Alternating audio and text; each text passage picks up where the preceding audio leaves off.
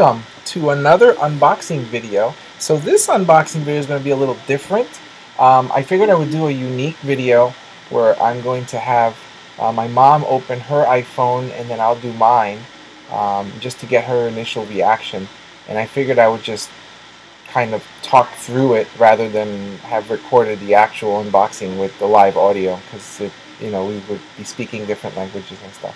So she's unboxing the iPhone 6 16GB model in the gold color. I had never actually seen a gold iPhone like up front, but as we will see in a minute once she unboxes the box there, she's never actually opened one other than when she had gotten the iPhone 4. She opened that box. Okay, so she's impressed. She's like, wow, that's big. And she will be taking it out of the box in a moment. She's just amazed at how large it is, and yet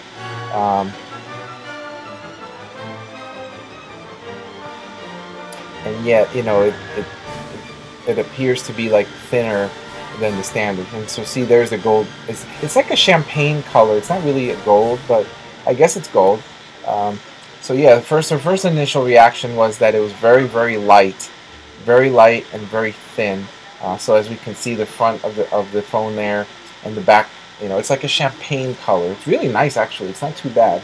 It's very similar to the silver, except that it's all like in a champagne kind of a color. And you'll see mine coming up in a little bit. But she's just amazed at how thin it is and how light it is. She says it almost felt like it was like a dummy model, like there wasn't a battery in it or something. But as you can see, she made a joke actually talking about I'll model the iPhone 6 if Apple sends me an iWatch or an Apple Watch, whatever. So now she's unboxing the rest of the device there, with the normal Apple earbuds or earpods, whatever they call those, earpods, and then the plug, and then of course the USB or the USB to Lightning adapter for the phone, and that's it for that part of it. And as you can see, there it is, standard Apple design for the phones. Now we can look at what's in the little booklet. Something I did notice is they did not include the little pin so you can take the SIM card out. So that is something to note. Although I have like several of them from other devices, but it'd be nice if they included it in case you needed to pull out the SIM for whatever reason. And she's just reading the little manual. They don't have a little booklet anymore. It's just a one-pager, and it says iPhone 6 on it, as you can kind of see there. And it essentially it's highlighting that the power button is not on the top anymore. I think that's why they put that in there. And as you can see, there's a button on the right side, and then there's a button on the left side, and then of course the mute toggle. So there is the phone, and again, let's look through the side. So there's the mute bar and the volume up and down. No power button on the top, as we noticed, and also the same on the bottom with the headphones and the Lightning port adapter. And then the power button on the side and the SIM card little hole right in the center there. And that's really it. There's nothing really much else to it. And when I had it in my hand, it felt very, very light as well. So now we will be unboxing the Invisible Shield glass, which is through Zagg. I actually got this for my iPhone 5S at Best Buy, and it was highly recommended from them, and I actually enjoyed it. It's much better than the actual Spigen that I've been getting in the past. And with Zagg, they always guarantee the product, so if there's an issue with it, you can send them the damaged product and they will send you a new one. You pay a small shipping fee, like $4 or $5, but it's better than paying another $35 for the device. So I'm just showing what's inside of the package. It's just a little pamphlet, the cleaning cloth, and the alcohol rub little towelette, and then of course the actual glass, which is in that. It's like a nice little, like a felt kind of a pouch, which is kind of nice. It's kind of plastic and it feels like felt a little bit, but yeah, I'm pulling it out, and it's actually very easy. It took me a minute to figure it out because I had never installed one. Because I don't know if you know, but when you buy through Best Buy, they usually install for you. But essentially what I'm looking at is the instructions to peel off the top layer first, and that actually goes down, so you flip it over, you line it up to the actual device, and then you just press and it's on. So I need to take the sticker off first of all, and then I will be applying the glass to the device. Granted, brand new phone, so it's the best time to do it because you don't have any smudges, you don't have any dust, you don't have anything. So you don't necessarily have to clean it with the cloth or with the towelette. And there it is. I pressed, and you see it essentially takes right to it. And then once that's done, you can just pull the yellow strip off from the top, and you're all done. And the reason they do that is so you don't smudge up the thing at first. So there you go. It's installed, and it was very, very easy. It was a little off-center, but it's not horrible. One thing I did notice with this design versus the 5S design is that it does not go all the way to the edge. They call it a case-friendly glass shield, so it doesn't go all the way to the edge. So you may want to keep that in mind in case you have a case that's large. This will actually work for you. Now I unboxed the iPhone 6 case that comes from Apple. I did not like it. For $49.99, it's not a good deal, and the reason it's $50 is because it's a leather one. But as you saw a moment ago, there's no shield on the bottom of it. It covers the rest of the device nicely. It's very snug. It's very tight, actually. You would think, being that it's not complete, it'd be easier to get on, but it actually was a little rough to get it in. So it's nice and tight, but there's no shield on the bottom. So if it falls flat down, it's going to scratch it or damage it. So I wasn't really impressed with that part of it.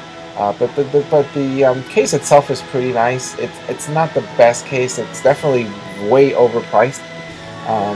But you know, whenever you get these new devices, nothing ever launches other than the Apple one. So you kind of have to get that or pre-order something from another company and wait. So I'm just setting up the device. So I'm not going to bore you guys with all of those details. But you'll see little parts of it setting up the Apple ID and restoring from the iCloud, and then you'll see the almighty home page with all your settings and stuff completed. So here it's actually loading the OS. I'm not going to again show you the whole home screen, but that it is. And here now is the iPhone 6 Plus, and this is the 128GB model. So that was very exciting for me to be able to get a larger capacity. I've been wanting something with a larger capacity for quite a while, so it's nice that they came out with the 128GB model. This will actually help in vlogs and stuff once I get used to the phone, because I'll be able to store everything on there. So I'm having some trouble with the plastic, but I took it off, and there it is. And the box is huge. It's much bigger than the other one. Just when I open it up, I'm just amazed at how large this thing is. It is huge. I had a Galaxy S4. The S4 is like the iPhone 6 in size. So this is like a phablet. This is almost like a Samsung Note 3, like a device like that. It's big and it's heavy. It's not as light as you would think it would be. The device feels heavy, but it's not too heavy. I wouldn't say it's heavier than the 5S, but given it's a larger device, it kind of has to be a little heavier than you think. You know, it has to have a bigger battery in it and a bigger screen. But I'm just kind of going through the phone and the device. It's about the same. No power on top. It's on the side right there, and then the SIM card slot right there. It is still fairly thin. It's a lot thinner than the 5S. Even it's a little heavier, but it is thin, so it's not too bad. And of course, I will put that aside for a moment, and I will go through the rest of the box, the same as any other iPhone. You're going to have the earbuds and the power and the cable, and there we go.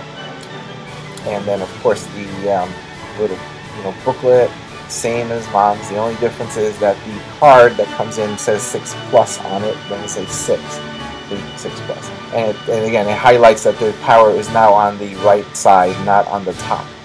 That's the only fundamental difference. Of course, your Apple stickers. So now I have tons of Apple stickers and nowhere to put them. So now we get to the case, because I bought one for each at the same time. Again, it's open at the bottom, which I don't like, but oh well, what can you do? So the iPhone is finally activated. It took a while. I have the case. Apple's activation servers are very overloaded. Interestingly enough, my mom's phone took a few seconds to activate, and mine took around an hour. But yeah, it's a lot bigger than I thought. So now that the phone is activated, I can kind of talk about these devices a little bit. They're pretty much the same thing, except this is a bigger screen. Obviously, you can see it's as big as my hand almost.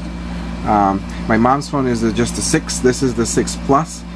She got the gold edition. This is just the silver edition. I like the silver color, and I like it on a black with a black case. So this is the case. I don't like these cases that came out for Apple. This is definitely not worth $49.99. Half of it's all exposed under here. I don't like that. The old one is covered all the way through. Nonetheless, this is the phone. So if you like the interesting unboxings, please like the video and share and comment. And if you have any questions on these devices, please let me know. I may do a more in-depth video for you guys if there's demand for it.